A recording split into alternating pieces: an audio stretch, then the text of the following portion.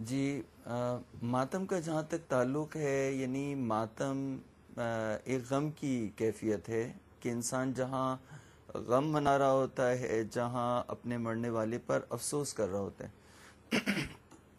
جو چیز شریعت کی طرف سے حرام قرار دی گئی اور جس کی ممنوعیت آئی وہ یہ کہ مشیت کے خلاف کوئی بات کہے. یعنی اگر کوئی شخص کسی اپنے عزیز کے مرنے والے پر اللہ کی مشیت کے خلاف کوئی بات کرتا ہے جس سے اللہ کی مشیت پر اعتراض ہو، تو وہاں اس کی ممانعت آئی اور کہا کہ ایسا آپ نہ کریں. یا اگر کوئی شخص اپنے مرنے والے پر نوحہ کر رہا ہے اور اس میں کوئی باطل کا عنصر آ رہا ہے، یعنی ایسی چیز مرنے والے کے اوپر ذکر کر رہا ہے جو اس میں نہیں پائی جاتی، تو اسے کہتے ہیں النوح بالباطل. یعنی اس کی ممانعت آئی ہے کہ النوح بالباطل، باطل کے ذریعے سے یعنی کسی پر غم کرنا اور نوحہ کرنا، تو اس کی ممانعت آئی. پس شریعت مقدسہ نے یعنی کوئی ایسا کام کرنا جس سے مشیت کے خلاف کوئی بات ہو، اس کی ممانعت کی، لیکن غم کے لیے کہ غم کرنے کی اب جس چیز کی ممانعت نہیں آئی، اور غم کرنا ایک فطری عمل ہے. یعنی حضرت صلی اللہ علیہ وآلہ وسلم جب حضرت ابراہیم کا انتقال ہوا تو حضرت صلی اللہ علیہ وآلہ وسلم کی آنکھوں سے آنسو سراسر جاری تھے. تو یعنی لوگوں نے پوچھا کہ یا رسول اللہ، آپ تو اللہ کے رسول ہیں، آپ کیوں رو رہے ہیں؟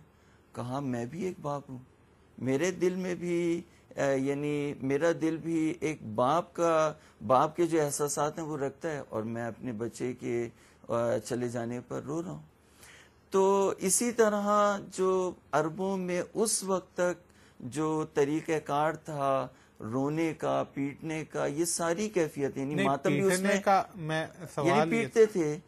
یعنی لوگ جب اپنے سر کو پیٹتے تھے، اپنے سینے کو پیٹتے تھے، اپنے یعنی ایک کیفیت ہوتی ہے کہ جب آپ کا عزیز ترین چیز، مثال کے طور پر ایک باپ کی نسبت سے اس کی بیٹی یا اس کا بچہ جو نوجوان ہو، جیسا کہ آپ نے بیٹے کی مثال دی، تو رسول خدا صلی اللہ علیہ وآلہ وسلم سے کوئی ہمیں ایسی روایت بھی ملتی ہے کہ رسول خدا نے اپنے چہرے مبارک کو پیٹا ہو یا اپنے سینے مبارک کو پیٹا ہو؟ جی اس کو سمجھنے کی ضرورت ہے کہ نہیں، کوئی پہلے روایت ملتی ہے. جی میں اس بات کو سمجھنے کی ضرورت ہے کہ دین جن چیزوں کو منع نہیں کرتا، دین جن چیزوں کے بارے میں اس حوالے سے یعنی ایک عمل وہاں پر ہو رہا ہے تمام لوگوں کی طرف سے، تمام عربوں کی طرف سے.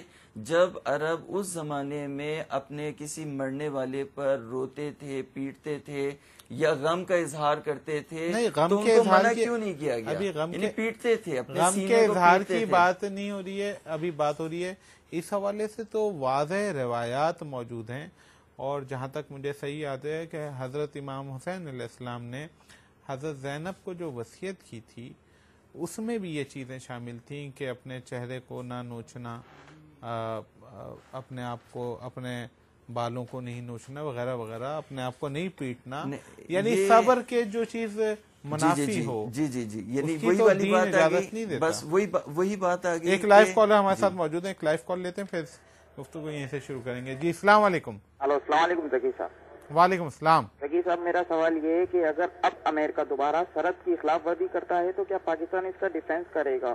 اور سر میں یہ سوچتا ہوں تو میرا دل بہت روتا ہے کہ آج مسلمان کیوں خاموش بیٹھے ہیں؟ کیا مسلمانوں کا ایمان کی طاقت ختم ہو گئی ہے؟ اور ہماری بہت سے حکمراں، یہ ہمارے بہت سے حکمراں کہتے ہیں کہ ہمارا فلانا ملک دوست ہے، اور قرآن شریف میں تو کلیئر واضح کر دیا گیا ہے کہ یہودی کبھی بھی مسلمان کا دوست نہیں ہوتا. تو کیا اسلام کی روح سے وہ حکمراں صحیح ہیں یا غلط؟ ٹھیک، اس سوال پہ آ جاتے ہیں. جی یعنی پہلے وہ بات مکمل کر لیتے ہیں.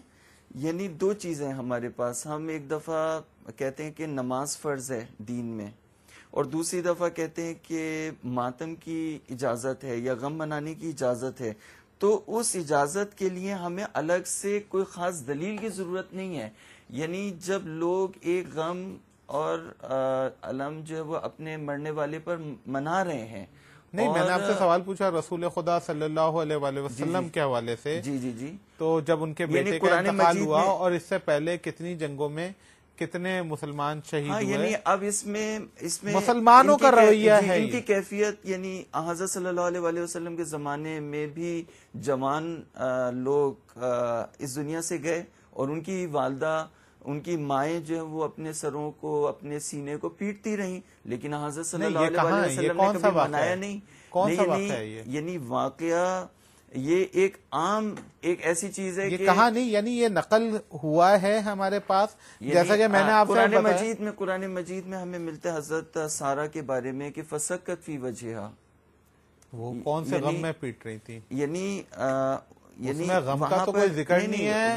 حضرت سارہ کا جو واقعہ ہے یہ تو ایک خوشخبری میں کہ جب ان کو بیٹے کی خوشخبری دی, نہ کہ کسی مصیبت میں پیٹنا ہے. ہاں, تو یعنی کہنے کا مقصد یہ ہے کہ غم کے عالم میں تمام عربوں میں یہ صورتحال تھی کہ وہ اپنے سر کو اور اپنے سینے کو پیٹتے تھے, اور عام انسان میں بھی وہی میں آپ سے ریفرنس مانگ رہا ہوں اس کا. آپ نے تو خوشی کا ایک واقعہ دے دیا. اچھا, ایک ناظرین یہاں پر لیں گے ایک شارٹ بریک, اور بریک کے بعد جب واپس آئیں گے تو گفتگو کا سلسلہ یہیں سے شروع کریں گے.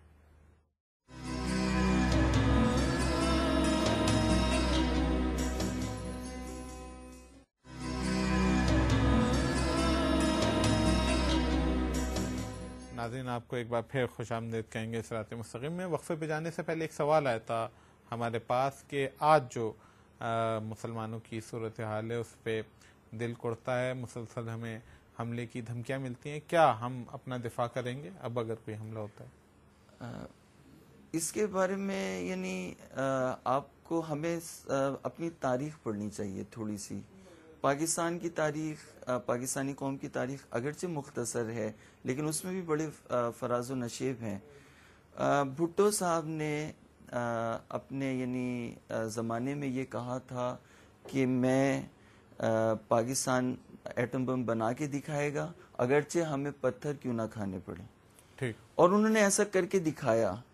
تو جب پاکستان ایک نیوکلیئر پاور نہیں تھا تو پاکستانی قوم کو کوئی زیر نہیں کر سکا, اور پاکستان جب بنا تھا اس وقت پاکستان کے پاس کچھ بھی نہیں تھا. آج پاکستان کے پاس سب کچھ ہے, اور اس کے باوجود اگر یہ باتیں ہو رہی ہیں تو اس سے اندازہ ہو سکتا ہے کہ ہم لوگ کتنے کم مایا ہیں. یعنی اللہ تعالیٰ نے ہمیں پوری دنیا بھر کی جو ایڈوانس ٹیکنالوجی ہے, ہمارے پاس دنیا کی اس وقت میزائل ایڈوانس ٹیکنالوجی ہے, ہمارے پاس سب سے بڑے سائنٹسٹ, لیکن وہی والی بات ہے پاکستانی قوم جب اپنے محسنوں کے ساتھ وہ کام کرے گی کہ تو اس قوم کے اوپر اللہ کی نفرین پڑے گی کہ اس قوم نے اپنے, اگر ہم اپنے محسنوں کو بھول جائیں گے تو اللہ کی نفرین ہمارے شامل حال ہوگی, اور اگر ہم اپنے محسنوں کو یاد رکھیں گے تو ہمارے پاس اتنا بڑا سائنٹسٹ موجود ہے, اتنا بڑا محسن ہے وہ پوری قوم کا, اور ہم آج بھی اس محسن کو نظر انداز کیے ہوئے ہیں. تو میں سمجھتا ہوں ہمارے پاس سب کچھ ہونے کے باوجود اگر ہم ڈر رہے ہیں اور گھبرا رہے ہیں اور اپنے مسائل کو خود نہیں کنٹرول کر پا رہے, اگر کوئی کمی ہے, کوئی مسائل ہیں, تو ہمیں امریکہ کے ذریعے سے یہ کام نہیں کروانا چاہیے, بلکہ اتنی ہمت ہونی چاہیے کہ خود ان کا تدارک کریں. ٹھیک. اچھا یہ بات بتائیں کہ ہم بات کرتے ہیں امریکہ کی, ہم بات کرتے ہیں اپنے حکمرانوں کی, لیکن بحیثیت امت ہم دیکھتے ہیں کہ بحیثیت پاکستانی ہمارے ہاں قانون کا احترام نہ ہونے کے برابر ہے. ہم قانون کا احترام نہیں کرتے, سسٹم کا احترام نہیں کرتے, تو اس کا لا محالہ آپ کے خیال میں نتیجہ یہ نہیں کہ غیر آپ پر آ کے غالب آ جائیں گے اور حملہ آور ہوں گے پھر؟ جی بہت اچھی آپ نے بات کی طرف نشاندہی کی ہے, اور کسی بھی نظام اور سسٹم کو یعنی جب دشمن آتا ہے تو وہ سب سے پہلا کام یہ کرتا ہے کہ اس ملک کے نظام اور قانون کو لاقانونیت میں تبدیل کر دیتا ہے. اور ہماری طرف سے بہت سے